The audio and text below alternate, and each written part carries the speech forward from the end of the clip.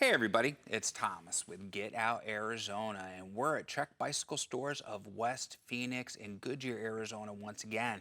And I'm joined by my co-host Brandon Van Leuven. Brandon, how the hell are you? I'm cozy, sitting down on a couch. Right? This is different. It is different. So what you guys are about to watch is something new that Brandon and I have been talking about. It's kind of like a fireside chat. We're still kicking around a name, bikes and bourbon, bourbon and bikes, beer and bikes, breakfast and bikes, you know, hookers and blow, whatever. We'll figure it out. And if you guys want to comment down below and maybe give us a suggestion on a name, you're more than welcome to. So first of all, we want to thank everybody. The last couple videos did really, really good. And more than that, the interaction was phenomenal. We did have some chuckleheads though on the carbon versus aluminum respond. I just don't think they were getting what I was getting at. I don't think they were. And that's okay. And I think that one thing too is maybe they weren't watching the entirety of the video, just kind of, you know, breezing through it because some of the comments just made absolutely zero sense based on what we had talked about. So, which is going to happen. The internet's filled with individuals like that.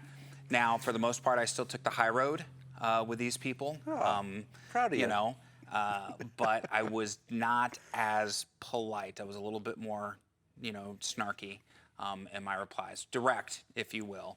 But it happens. But for a majority of you, it was great to hear your opinions. A lot of people brought up steel and titanium, how we didn't, you know, talk about steel or titanium. Yeah, that's a tough one because, you know, titanium is just such a rare material now. And those were my comments. If we ever not got rare a as far as what titanium bike, you can get it, but rare is that you're not going to find it. yeah. In a lot of places. Yeah, or even a custom steel built frame. Right, that, you know. that as well. Everything now is aluminum or carbon. I mean, fiber. 99%, unless you go to your normal or to a custom builder. Right. You know? So that can be a conversation later. Yeah. It's just not a conversation as far as what we have available. What is available and what's common, what's contemporary. You know. Right. That fly is going to drive you crazy. It's going to drive me absolutely crazy. Of course, the first episode, we got a fly flying around. I promise I have a showered bug this morning, assault. guys. No. Try to get the bug All assault I need out? you to do is shoot me in the eye with friggin' salt pellets. We'll never hear the end of it on YouTube. So, so just a big thank you on that and everything. And that's why we do these videos, whether it's the bike showcases, the toolbox topics, any of those. We want your interaction. We want to hear what you have to say as bike riders. Some other bike shops and bike mechanics are following us as well, so it's interesting to get their input too. So that's definitely a good thing. And we have such a broad reach. We're blessed to have that reach. We actually have quite the contingent in Europe, concentrated in the UK, and quite a few fans in India. So we want to take time to thank I did see one comment, someone saying greetings from India. That's... Yeah, overseas. So it's always good to know that our videos are helping out. The other thing we have with our quick tips and then our maintenance Mondays, those are doing really well. The response has been good. We're trying to hammer down a system to where we're very thorough on those videos because sometimes we do forget that some people still are riding older bikes, and the older bikes present a whole different set of maintenance issues. As far as that goes. So yeah, we could do that. 2026, and I think, you know, is I love going to the be. older bikes. Oh yeah, Brandon's a nut for him. We got a couple throwback Thursdays that we're going to be doing here. Hopefully before the Christmas break, get those up and live. I think 2026 is going to be a great year for us. I think it's going to be our breakout year. We've been grinding away for 4 years on this. If anything, we've been consistent. So. I think it's gonna take off. And one of the ones we wanted to do again was this fireside chat, and start discussing some of the things that we haven't really discussed, or except maybe a brief interludes on some of our other videos. Maybe some things that aren't widely discussed online, except for a few people. And sure, it's going to cause some controversy, and sure, there's going to be some of you guys that disagree with us.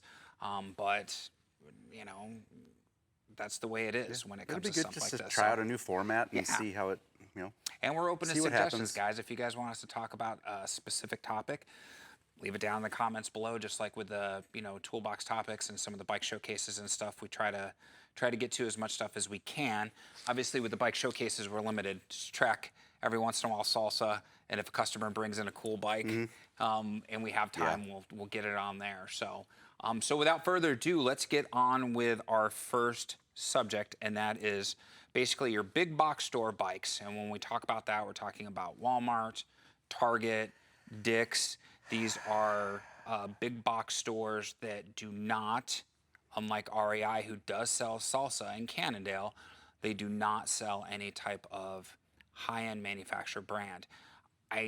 We could put Amazon into that mix, but we do see some of the boutique brands also selling on Amazon. Oh, is that right? So yeah, so it's not quite a fair comparison there, but for the most part, the shit you find on Amazon is shit. Sells crap. Yeah, so when... For bikes. For bikes, yeah. I mean, don't get me wrong, I order my K-Cups from Amazon all the time. Either that or Sam's Club, wherever I happen to be at, and I'm in the need. But when it comes to those types of bikes, Brandon, what are some of the main factors, and then we'll break those down, what are some of the main factors that as a bike shop owner and a longtime bike mechanic that you just can't stand when people bring those in? Yeah. It's such a draining experience. Mentally, sometimes physically, to have that conversation with a customer. I will do whatever they want, but I feel compelled, and it is, again, it sucks my soul when one comes in, when a Huffy comes in, or a Schwinn comes in, and I got to put $200 into it, $300 into it, and I know they paid $200 or $300 into it. It's always a tough conversation, always, because I don't want to offend my customer. I don't want to belittle them. So I'm still trying to find the right words. Brandon's not a dick like me. I let my customers. I'm still trying to be politically correct about all this and not be that guy, because I don't want to be labeled as an elitist if you bring your Huffy or Schwinn in here. But it's a matter of me sleeping well at night. Yeah. Am I going to feel good about throwing $300 into your Huffy that's still going to run like shit after I put $300 into it? Right. It's just a matter of the initial engineering of the bike. There was no care put into these bikes whatsoever in the initial design, in the manufacturing, in the building, in the selling of these bikes. Right. And so me putting the effort into it and having our customer spend $200-300, it just doesn't sit well. I think a lot of the times at the end of the day, I was like, I will do whatever you want, but you need to think about where you're spending your money, because that's not cheap. Right. You know, it's not cheap to put that kind of money into a bike like that. And then the rebuttal is, oh, okay, well, I'll just buy a new one. It's just a vicious cycle. Yeah, absolutely. Cycle of people just buying these shitty bikes, and then what happens is a lot of the times they say, oh, I don't want it. Like, you want to just throw it away for me? God, it's, you know, that word's been thrown around a lot about these bikes. They're disposable. Right. And it breaks my heart just to throw a bike that's a year or two old. It goes in the dumpster. Yeah. It's such a waste of money, time. We'll talk about a little more resources. Yep. Overall, you know, how it affects the planet too. Yeah. I'm not a huge... I do what I can. Let's just put it that way. I just do what I can. He's not a Greta fan, guys. I'm telling you right now. No Thunberg for Brandon. But still, when we talk about finite resources, it just makes me sad. Yeah, no, I hear you. Now, for somebody who don't know my background before I became a professional photographer and a photojournalist, I did 22 years industrial construction, and I was a proponent of you buy once, cry once. You buy a tool that's going to last. Shit, dude, I still have some tools, original hand tools from when I very first started the trades. Now almost coming up on 30 years ago. Yeah. And I'd see a lot of, you know, guys just starting out or guys who had been doing it for a long time. They're doing Harbor Freight and Warmont brand tools, and, you know, every few months they're breaking that wrench or snapping that saw or whatever the case may be, throwing it in the trash, and they're going and buying a new one instead of just taking the time and saving up some of that money to buy the quality thing. Absolutely. I'll use my work boots for an example on that one too. Red Wing work boots. 22 years, I purchased 3 pairs of Red Wings, and the last pair finally gave out on me.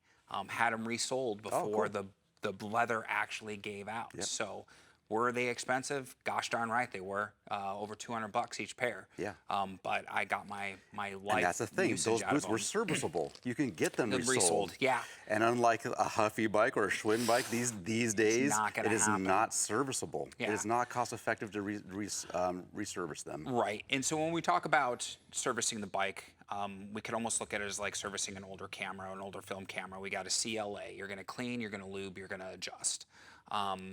Now, when we're talking about a bike that doesn't have index shifting, it's just friction shifting, of course. Some of those big box store bikes are still friction shift. They're not all index shifting. Or the quality of part they're using for the indexing is so bad. The tolerances are so horrible. They just will not stay in alignment. For the front derailleur, the rear derailleur, these ones that come with the front suspension that says the jackhammer on it and stuff like that. This is all crap throwaway parts.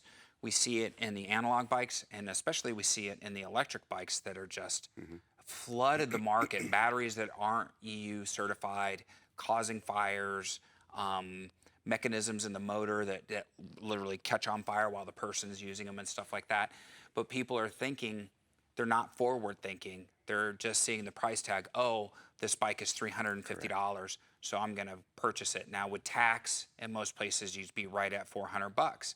But we have done bike showcases on bikes, the Marlin, and a base price $599 goes on sale, $500. So you're a stone throw away of having something that may not be the best name brand bike.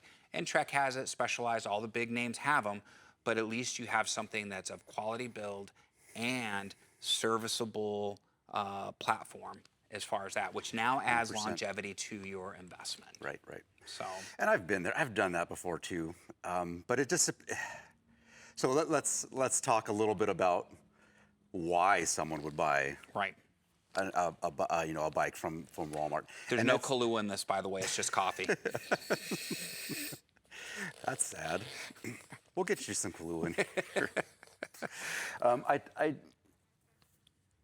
We always say, a few $100. That's a lot of money. It is. And I see if someone wants to buy, is looking, I'm gonna. Yeah, that fly. What are you gonna do, guys? I even cleaned up this morning too. Yeah. So I understand the difference between a Marlin and a bike from Walmart. A few $100. That looking short-sighted, yes, that is a huge difference. And if you're not really that attuned to cycling, $300 for a bike that still rides, still works. Okay, I kind of get it. Right. if you need to do that, oh my God. Right. I'm telling you, Brandon. If I had a fly swatter, I'd try to get it off you. It's on the top of your hat now, so you're good. Where was I even going with that? A couple $100 price difference is a big deal. It's a lot of money. Right. And so I understand some people aren't as attuned to bikes. Right. And so this rides just fine. This is great, and I totally get that. A couple of things that I like to watch. I don't give that big of a crap about cars, but there's a guy I like to watch, Doug DeMuro. He does car reviews, old cars, new cars, and I love to see all the stuff about cars, but when it comes to him actually driving it and giving the review, I check out. Oh, the gear is so balanced, and the steering is so intuitive and so communicative. Like, I don't know what the fuck he's talking about. So just like, and that's the same way some people are with bikes. Right. I can talk all day about how the steering feels, light. There's no flop. The back end is light. All this Power stuff. transfer And because those of people rigidity of frame and stuff. and those people won't get what I'm talking about. Right. So I can see not spending another $300 because they just don't care. Well, it's the casual cyclist. Is how I would refer to that. And they just don't care about it. Just like I don't care about that about you see my car. Dude, your car's Brandon's got a pimp classic Volvo. It's cool. Are you kidding me, dude? It is, but it's not.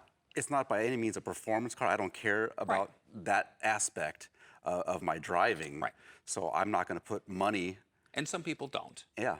Some people I will agree with that. That's the same thing that goes for bikes. But here's my counter to that for those people, and if you happen to be watching this and you're one of those people, we're not trying to, again, throw shade at you. This video isn't made to be insulting. Just like I tell my customers that come into the camera shop, wait. wait for another month. If you can, save up a couple $100 more. Or I'll let them know, hey, rebate money's coming, around the corner. It's almost Christmas time. Everybody's going to be having a sale. Wait then. And buy the Marlin, because now, even though you're a casual cyclist, you'll have a bike that will last you again. Sure. We're talking about serviceability, reliability, warranty on the frame.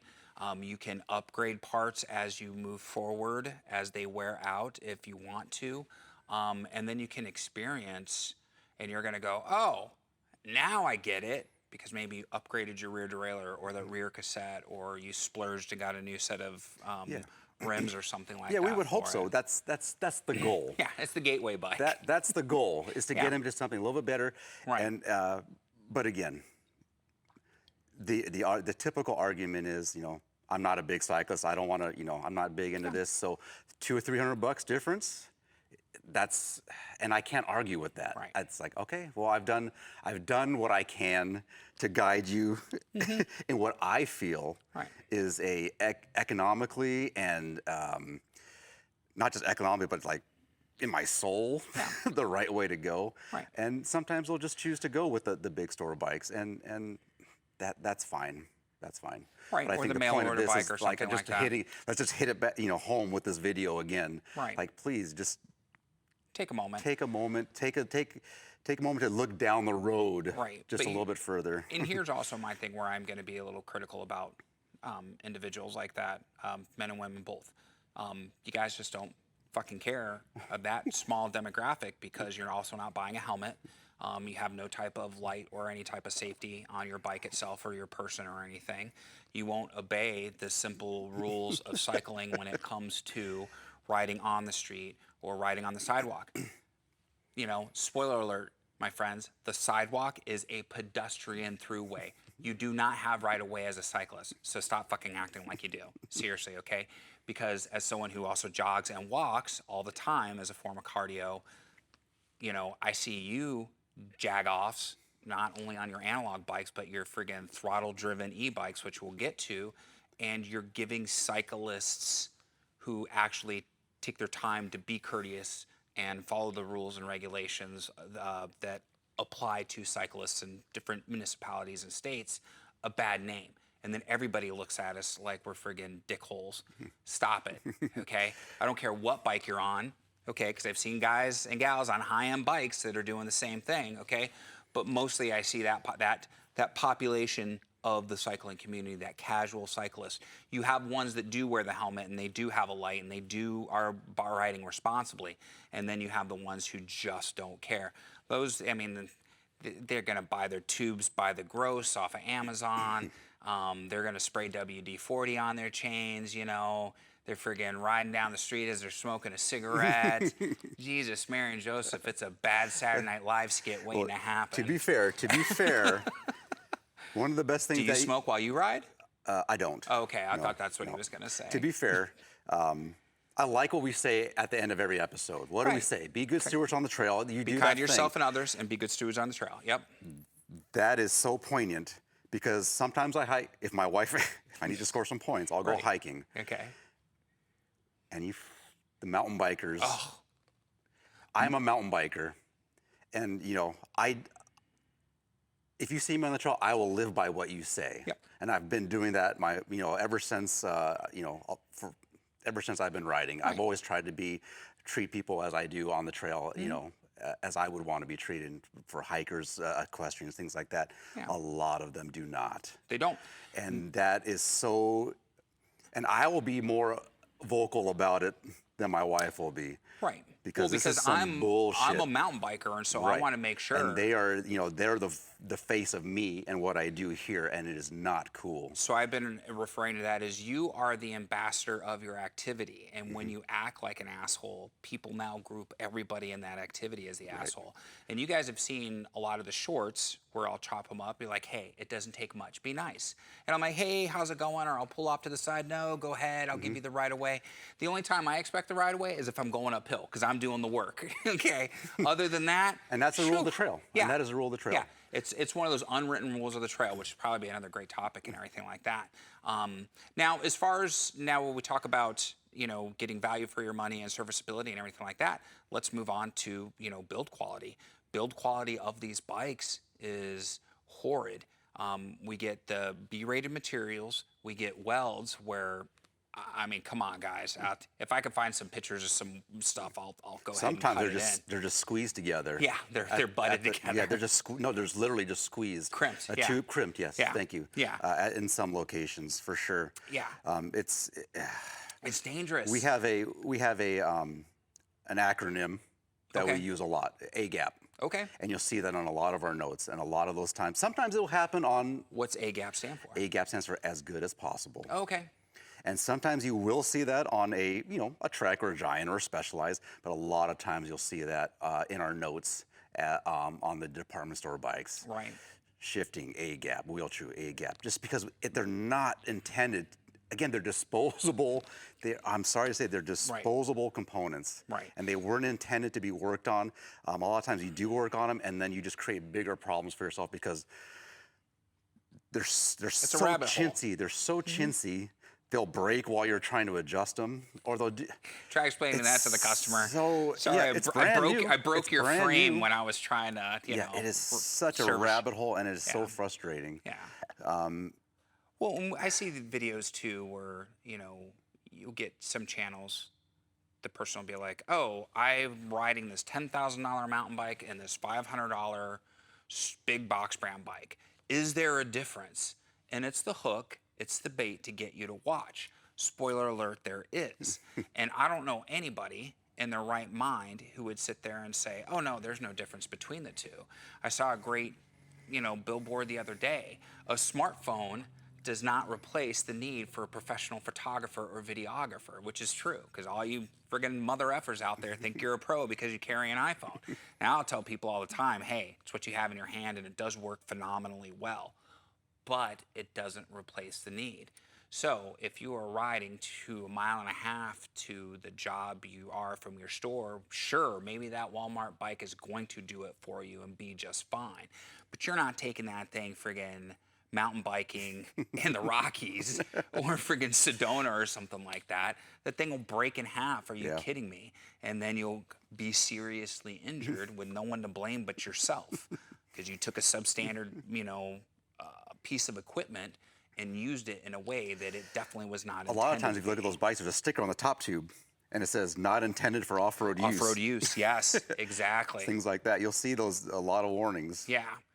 Here's, speaking of that, and this is just a little side note, a bike shop in Vegas, an electric bike shop in Vegas, is coming under fire because they've been selling electric motorcycles, and I use that in quotes, okay, pawning them off. But what's happening is these people are going to get, they're trying to register them with the Vegas DMV, and they can't. And the actual manufacturer, if you go to their website, explicitly says, not intended for street use. These aren't even close to being street legal, but you have unscrupulous shops that are selling them as electric motorcycles. So again, my point being is you have a manufacturer that clearly states not intended for street use, but you have people that are maybe buying them with wide open eyes, and just say, screw it, I'm gonna do it. Using them in a way that's not intended, and it's causing, the repercussions are very serious, so you want to think about that. How much is your safety and well-being worth?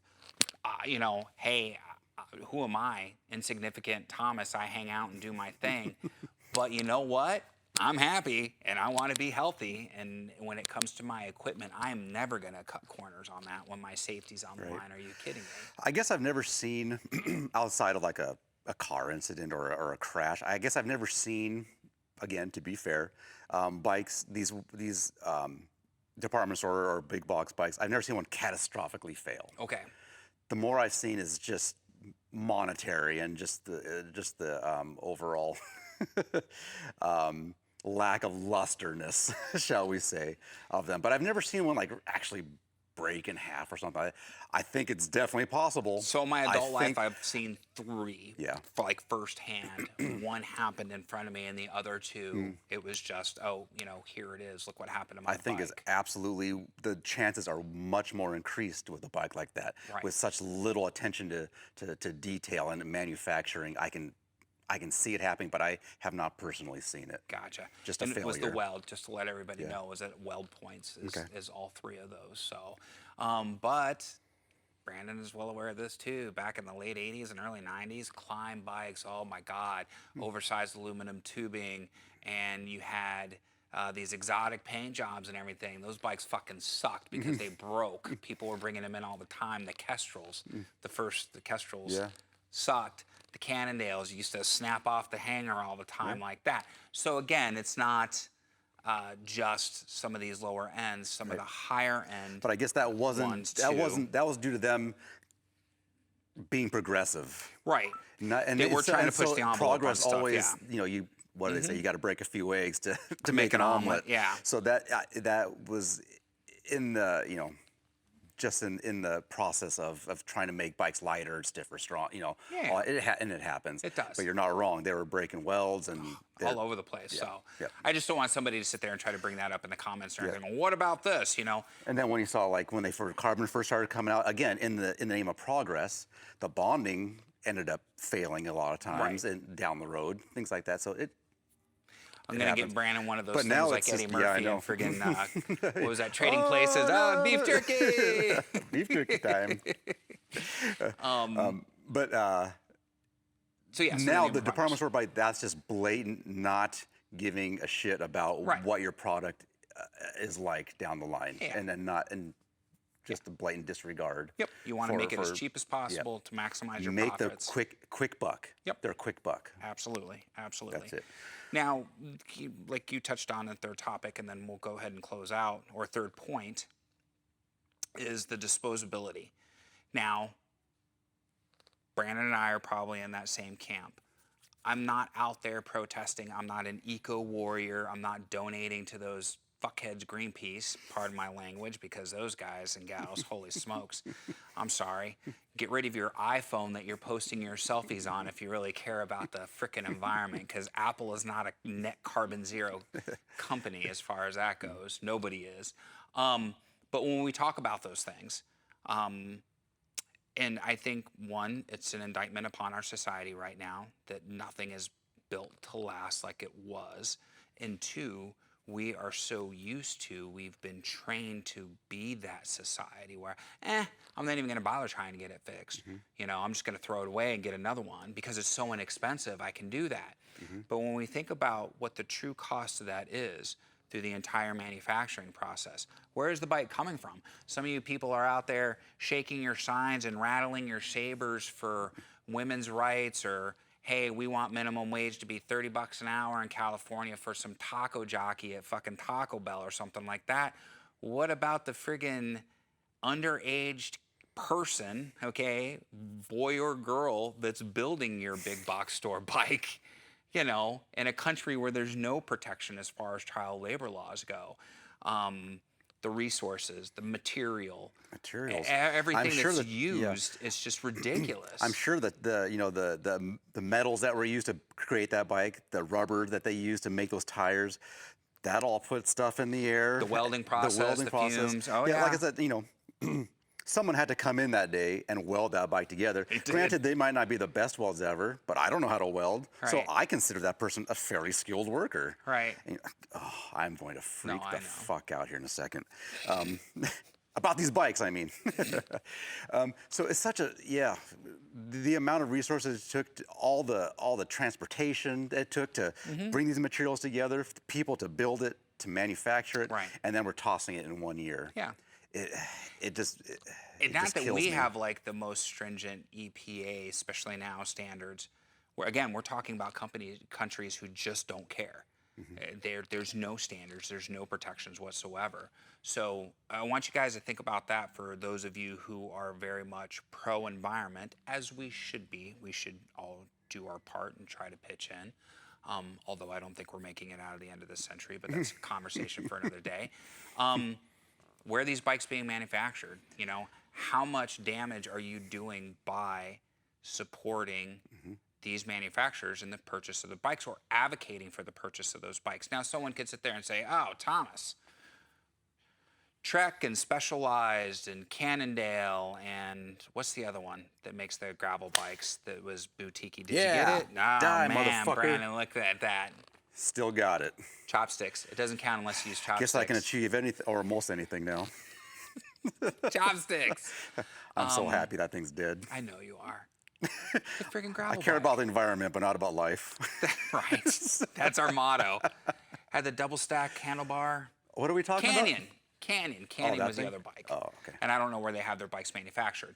They all go through a manufacturing process and everything like that. Yes, this is true. But just like Subaru states, there's more Subarus on the road today that have been, over 20 years old than any other car and everything like that.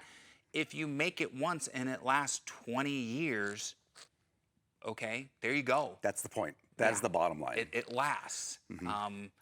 Holy smokes. Brandon's got a beautiful collection of old bikes here. We're going to do a throwback Thursday on a couple of those bikes. Cool. Again, these are bikes that are still rideable and have stood the test of time. And not to say that that those didn't throw crap in the air, and that they didn't, maybe they were produced by underage slave labor as well. But at least they're still around. At least they weren't built for nothing. Right. 10 million weren't made and then friggin', thrown away and another 10 million made. Right, and put in the landfill. As far as that goes, so we need to think about it. At least that poor little kid was doing something worthy. The things that we don't forward think about or stop to think or as hope far as or that try goes. not to think about. Well, that's more to the point. We just don't want to acknowledge it. So, again, conversation for another day. Right. So, Brandon, anything you want to add before I do closing there's thoughts? so much more. This is just the tip of the iceberg about all this stuff. But for the sake we're going to do one on sake of everybody's time and sanity. We're going to do one on why bike mechanics hate you. Okay, we're going to do one on... I can't do that. Yeah, you can. Nah, I can't. Yeah, you can. Nah. Brandon, you can do that one.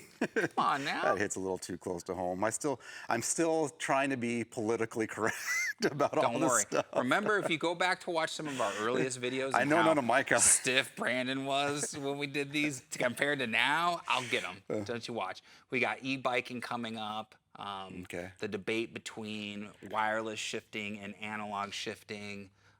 We've got some good topics that are going to be coming. Okay. There's, and we're going to try to stay away from some of the more political ones that we've seen. Because again, politics don't really necessarily belong, I think, in this arena, unless we're talking about more mountain biking trails, hikers not purposely sabotaging mountain biking trails and stuff like that for riders is another good topic. We see a lot of that now too. You friggin' SOBs out there. I'm a hiker as well, and I would never condone that activity. So there's going to be a lot of good topics for us to talk about. So, but for the first one, hopefully this resonated with some of you guys and gals out there. Hopefully someone out there cleaning their house, just on in the background somewhere, listening to us BS. Get on that keyboard. You guys are a-holes, just friggin', or you agree with us, or maybe you're a bike mechanic and you work at another bike shop, or you're a bike shop owner, and you don't have to out yourself and say that you are, but maybe you have an opinion about this. Chime in down below. Let's have a dialogue. Again, I go back to the carbon versus aluminum. A lot of you, overwhelmingly 95% of the commenters, were very civil, even with dissenting opinions, which we love it when you guys disagree. But it helped not only spark good conversation, but kept that, perpetuated that good conversation and just kept going and going and going. That video is still doing well. I mean, this past week, I've responded to a dozen comments on that one. So I was really, really happy about that. And that's what we're trying to do. We're trying to invoke that conversation and talk about some subjects that maybe the rest of the community is not addressing and should be addressing. And as a closing thought, I want to make it abundantly clear. Someone made this comment. Kudos to you guys for keeping a straight face when you said $3,500 was a reasonably priced bike. And that was the bike showcase when we did the Domane SL5 and the Madone SL5. Okay. Two higher end bikes. Well, the Madone for sure. I feel like you do a good job of saying every time. I think you always say we know this is not cheap. Yep. But in the grand scheme, you always say that. And I try to do that. I don't want you guys to think that we are so elitist and we're just flippantly saying, hey, it's not a big deal. It is. A Marlin right now will set you back $599 plus tax. So for the sake of conversation, we'll say $700 out the door, depending on where you are. $700 is somebody's rent for a studio apartment. Okay, I get that. That's groceries for the month for a single person, let alone a family of four. All right. car payment, insurance, gas, childcare. And that's a week's worth of childcare because it's so outrageously priced. We understand this, so don't think that we don't, all right? That's like the hardest part, like being thick-skinned about this. I'm not used to this, you know. Right. I'm not.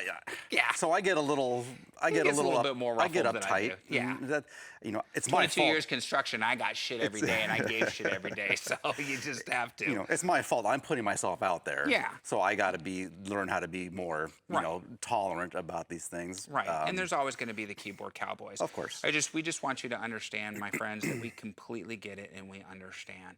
But what we're trying to say is that there's a value proposition in buying something that's a little bit more money that's going to have longevity, because then you're getting more out of that investment. So do not think that we're, you know, that's not us. So, all right. Anything else? Just trying to cause a conversation stimulator. Yep. Conversation stimulator.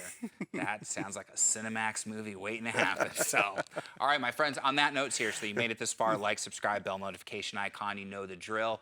Trifecta that we love so much here at Get Out Arizona. Links down below. Check Bicycle Stores of West Phoenix is the most important link.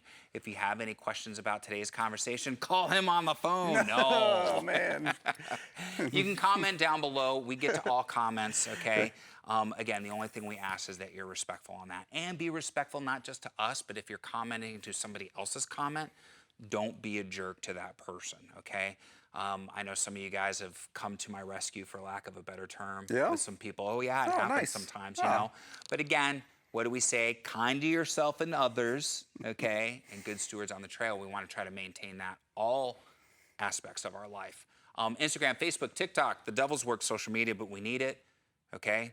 Group hikes, group rides. Sedona's coming up. We've got a couple that are going to be scheduled there. We'll see how many people actually show up. The Amazon link, of course, helps us out with a small commission. You're not charged anything additional. Park passes, gas money, coffee money. You guys know I just spent a week in Zion. Shit ain't cheap, but I'm there and I'm sharing it with you. So buy from our Amazon link. It definitely helps out. Remember, Brandon's not my boss. We're friends, okay?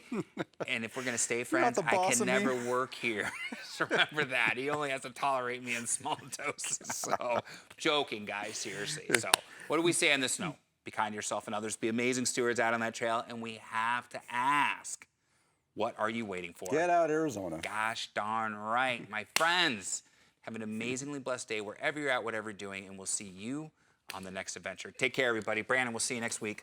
I need more coffee. Beer? That was beer in your cup.